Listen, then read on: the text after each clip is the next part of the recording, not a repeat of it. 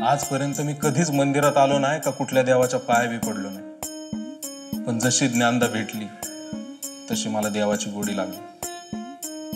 भले मी नामस्मरण भजन केलं नसेल, पण मी शपथ घेऊन सांगतो, आजपर्यंत आपण कोणाचंच वाईट केलेलं नाही। ज्याला गरज पडली त्याच्या मदतीला गेलो, जो तहानलेला आहे त्याला पाणी दिलं, जो भुकेलेला आहे त्याला खायला दिलं। आणि तशी बी लोक म्हणतातच की हे सगळं केलं म्हणजे देवाची पूजा केल्यासारखंच असतं। फक्त एकच सांगतो, मला माझ्या ज्ञानदा बरोबर लग्न करायचंय, त्याच्यासाठी मला फक्त लागल ती मदत कर।